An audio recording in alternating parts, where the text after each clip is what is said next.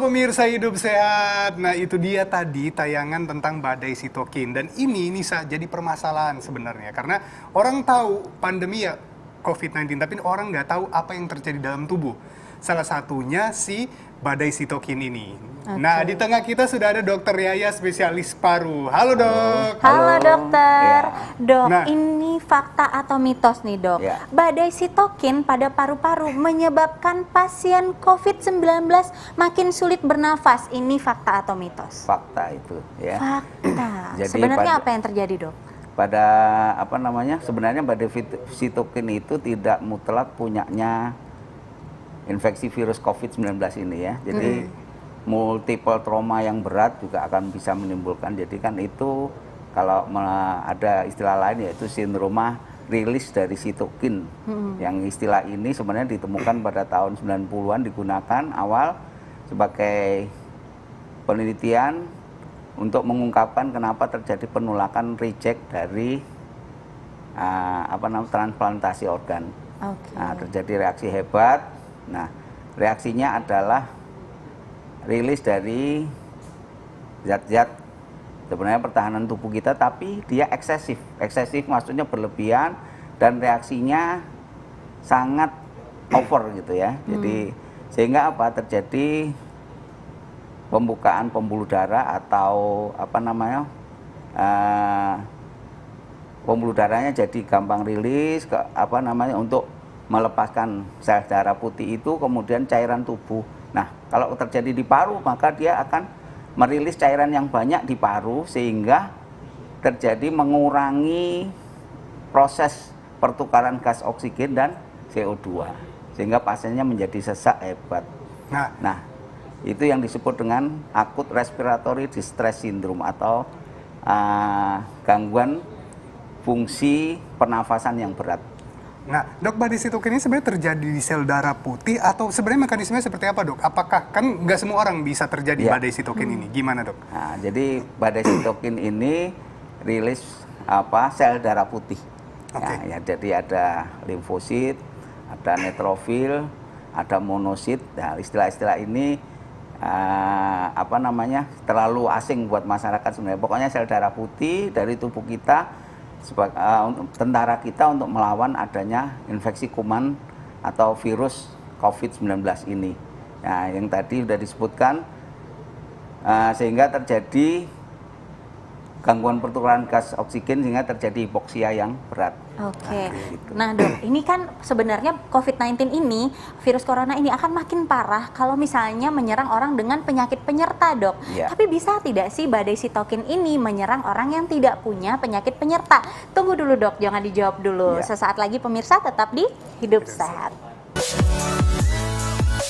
Hai pemirsa Hidup Sehat, itulah dia tadi video mengenai seputar paru-paru manusia. Menarik banget ya dok. Tapi nih Nisa masih punya pertanyaan yang belum dijawab nih dok. Iya. Jadi Iya. seperti yang kita tahu, kalau misalnya pasien dengan penyakit penyerta atau orang-orang yang punya penyakit penyerta terpapar virus corona, itu kan sangat berbahaya karena dia berpotensi untuk terjadinya badai sitokin nih dok. Tapi bagaimana dengan orang-orang yang tidak memiliki penyakit penyerta tapi tetap terpapar virus corona? Apakah mungkin bisa terserang penyakit sitokin dok? Ya. Jadi sebenarnya rilis sitokin atau daya tahan tubuh kita itu ada reaksi alamiah dari tubuh seseorang terhadap adanya kuman. Dalam hal ini bisa bakteri. Nah, kalau kita ngomong COVID berarti karena adanya COVID. Nah, dengan adanya COVID ada yang tidak sakit tapi dia sebenarnya membawa kuman menjadi penular kepada orang yang lain ya. Kalau dulu istilahnya OTG dulu. Kemudian yang kedua adalah orang ini jadi sakit yang biasa, yang 10% yang fatal. Yang fatal ini adalah akibat dari badai sitokin. Artinya apa? Lepasnya daya tahan tubuh kita itu yang berlebihan dan reaksinya berlebihan sejalan dengan jumlah viral load atau jumlah virusnya yang besar sehingga orang itu menjadi sakit yang lebih hebat, yang dari dasar awalnya itu lebihnya tumbuh cairan bukan di luar paru tapi di dalam saluran paru atau bahasa medisnya alveoli, tempat pertukaran gas oksigen dan CO2. Sehingga proses pertukaran gasnya jadi berkurang, oksigennya berkurang. Kalau orang itu sudah punya penyakit jantung sebelumnya menjadi lebih parah. Kalau itu punya sakit diabetes, sehingga orang diabetes itu gangguan dari sirkulasinya, kalau sirkulasinya tambah parah sehingga hipoksia di jaringan, akhirnya orang jatuh pada kondisi yang jelek dan fatal, meninggal dunia. Nah, hipoksia itu pemirsa Hidup Sehat itu adalah kekurangan oksigen di dalam jaringan. Ya. Nah, gini dok, bagaimana tadi sebenarnya badai sitokin ini, apakah bisa dihindari supaya tidak terjadi badai sitokin, terutama bagi orang yang terpapar virus, apalagi di awal-awal dia masih OTG katakan. Ya. Gitu. Sebenarnya kuncinya nomor satu, begitu ada gejala, batuk, kemudian tanpa dahak, batuk kering, kemudian pusing, panas, ya, yang lebih dari 38,5, cepat segera periksa. Semakin cepat periksa, semakin cepat dapat terapi, orang itu akan terhindar di dalam proses jatuhnya ke badai sitokin itu ya. Jadi proses perburukan ini itu yang pertama. Kemudian yang kedua, begitu kena, memang agak susah kan, karena image yang di masyarakat begitu kena COVID ini seolah-olah kena najis dan harus seolah-olah gambarannya pasti mati, padahal tidak. Begitu kena, tenang, segala berobat. Ketenangan itu adalah kemenangan yang luar biasa karena rilis dari serotonin dan sebagainya. Jadi orang yang jadi tenang, daya pertahanan tubuh kita rilis untuk mempertahankan diri dari virus itu, tapi yang bersifat wajar. Oke, baik dok. Ini banyak nih pertanyaan di masyarakat nih dok. Kan badai sitokin ini mengerikan ya dok ya. Tapi kira-kira kalau seandainya sudah terkena badai sitokin ini bisa tidak disembuhkan? Nah, bisa. Kalau ada diketahui dari awal. Jadi gejalanya sebenarnya rilis dari sitokin ini adalah badannya sakit semua. Jadi ada yang ngomong pasien itu lepasnya kayak lepasnya tuh daging dari tulang. Kemudian nafsu makan hilang. Kemudian panas yang tinggi. Sakit semua badannya, nyeri-nyeri sendi, nyeri otot. Nah, kemudian bahkan confused, dia nggak tahu dia di mana. Pasien ditanyai, bengong aja. Nah, ini salah satu gejala ke arah sana, maka segera dimasukkan rumah sakit, tentunya dengan pemeriksaan swab dulu. Nah, menghadapi masyarakat yang begini ini kita nggak boleh lengah, kita harus segera begitu ada gejala seperti itu lakukan tes. Nah, betul. Terapi sama tracer. Tracer itu ditelusuri mana aja yang sudah berhubungan dengan pasien itu untuk mencegah menyebarnya. Pada badai sitokin ini kadang, bukan kadang, malah paling banyak adalah merusak bagian paru atau organ paru. Jika paru-paru ini sudah rusak dan dilakukan treatment, apakah paru-paru ini bisa normal kembali atau butuh treatment atau ya paru-paru akan seperti itu nantinya? Oh, gitu. Selama ini kalau dari sifat dari virus COVID ini tidak ada yang permanen.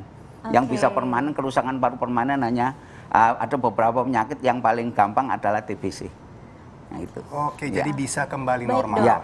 Ini ada nih, apa nih kira-kira tipsnya buat pemirsa di rumah supaya terhindar dari badai sitokin ini dan tetap sehat tentunya dok? Ya, tentunya sebagai syarat seperti semula, atuhi protokol kesehatan dimanapun Anda berada, baik secara individu maupun jadi hindari kerumunan atau social distancing harus dijalankan, termasuk physical distancing. Terus hal-hal yang penting lagi, jangan merasa Anda itu sehat sehingga bisa ngomong tanpa masker dan sebagainya, apalagi antar pertemanan, antar keluarga. Ada loh satu keluarga itu positif semua gara-gara satu orang mungkin dari luar, kemudian di rumah pun dia seenaknya saja tanpa cuci tangan, cuci kaki, kemudian bebenah dulu baru ketemu. Itu yang penting itu, sehingga nggak nularin. Kemudian yang kedua, kita jangan gampang-gampang nyengok orang sakit di rumah sakit. Ada nggak taunya setelah dicek swabnya positif baru dia panik, bagaimana saya dokter.